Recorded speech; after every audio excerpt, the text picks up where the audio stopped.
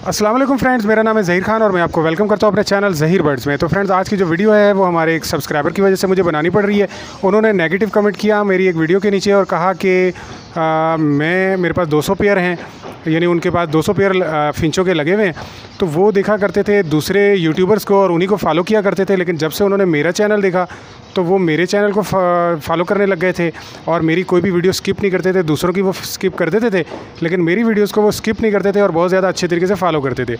तो उसके बाद क्या हुआ कि उनकी कुछ फिंचों को वो उनका कहना है कि एग फूड की वजह से मोशन लग गए हैं। तो मैंने क्योंकि गर्मियों में भी एग फूड जो है उसका कहा हुआ है, तो इस वजह से वो कहते हैं कि मेरी वजह से उनका नुकसान हुआ है। तो वो आगे नेगेटिव कुछ और भी बातें उन्होंने की हुई थी, तो मैंने वो कमेंट डिलीट नहीं किया, अभी भी मौजूद है मेरी एक वीडियो के ऊपर। मुझे याद नहीं कि वो कौन सी वीडियो थी, तो उसके ऊपर उन्होंने वो कमेंट किया हुआ था।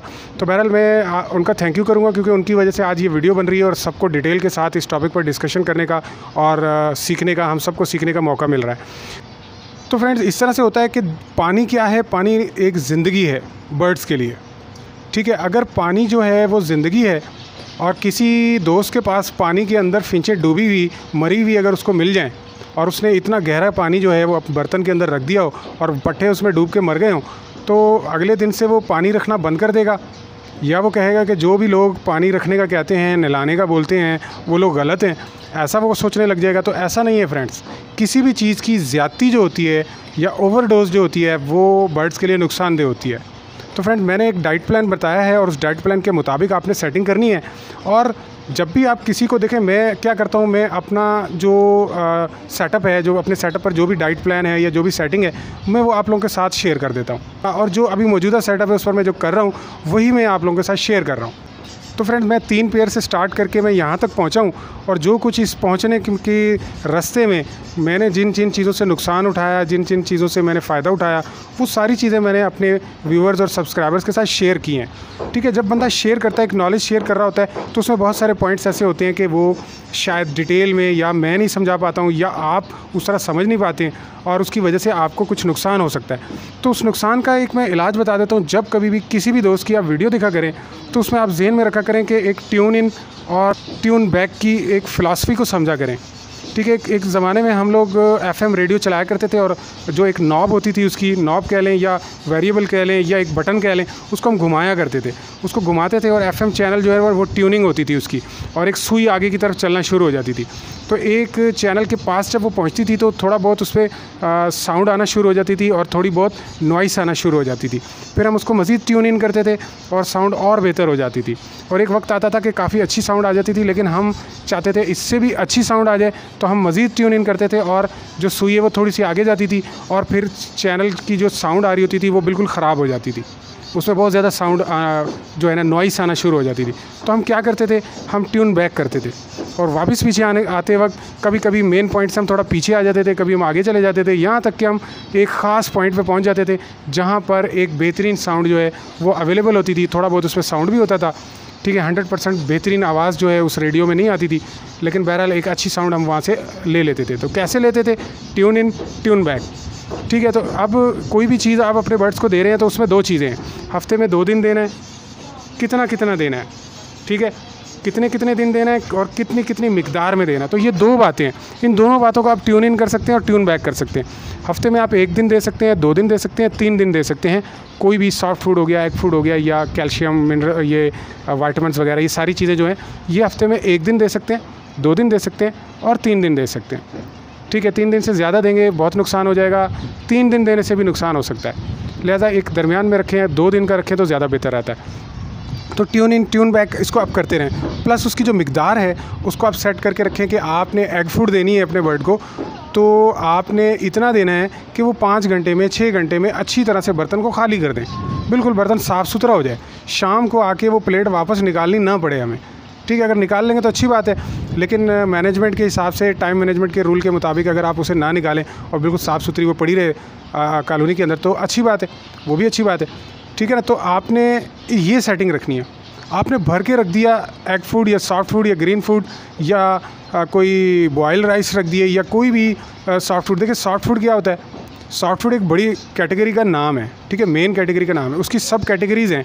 उसके अंदर बॉयल्ड राइस भी आ सकता है, उसके अंदर जो है स्प्राउट्स भी आ सकते हैं, उसके अंदर फ्रूट्स आ सकते हैं, उसके अंदर वेजिटेबल्स आ सकते हैं, ठीक है, उसमें एग फूड आ सकता है, उसमें गंदम उबाल के या कुछ अनाज आप उबाल के देना चाहते हैं वो भी आ सकता है। तो ये सारा कुछ जो है ना सॉफ्ट फूड है।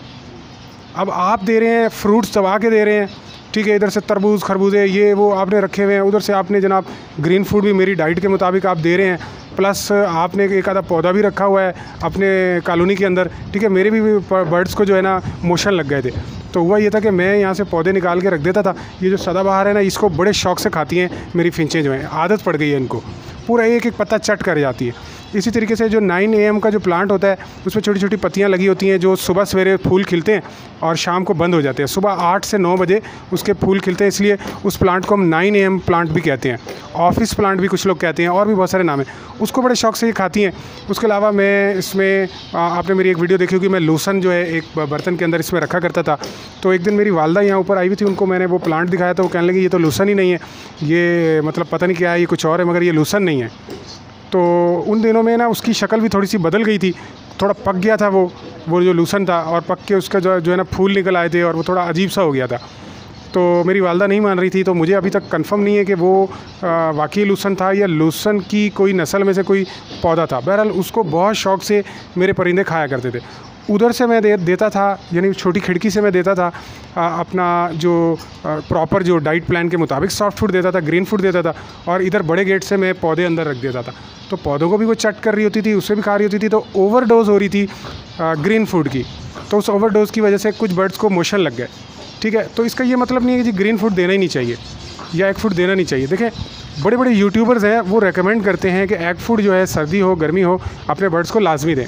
मेरे कुछ सब्सक्राइबर्स हैं वो अपनी दिल की तसल्ली के लिए क्या करते हैं, शाम को रख देते हैं, ठीक है, और रात को कहीं आधी रात को भी निकाल देते हैं। कुछ मेरे सब्सक्राइबर सुबह सवेरे फजर के टाइम पे रख देते हैं और सुबह 10-11 बजे वो निकाल देते हैं। वो कहते हैं भाई ठंडा टाइम है तो एग फूड जो है वो गर्म है, तो वो मतलब ठंडे टाइम पे देना है। तो मैं क्या करता हूँ, मैं सुबह 10 बजे देता हूँ और दबा के जो कड़ाके की गर्मी होती है उसके अंदर उसमें दे के रखता हूँ, ठीक है, और उसके बाद मैं शाम को निकाल देता हूँ। निकालता भी नहीं हूँ मैं, वो पड़ा रहता है, लेकिन मैं इतनी मिकदार में रखता हूँ कि वो शाम तक ख़त्म हो जाए, तो मेरे बर्ड्स को मोशन नहीं लगते। बीच में ऐसा हुआ कि देखें, मैं अपने बर्ड्स को जो डाइट प्लान दे रहा हूँ ना, उसको मैं ख़ुद फॉलो नहीं करता हूँ, मैं अपनी फैमिली से फॉलो करवाता हूँ।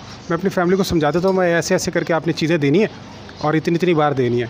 तो उनको बाज़ दफ़ा समझ में नहीं आती, या गलती से कभी मिकदार ऊपर हो जाती है, कभी कम हो जाती है, तो मेरे बर्ड्स को भी थोड़ा बहुत प्रॉब्लम आता रहता है।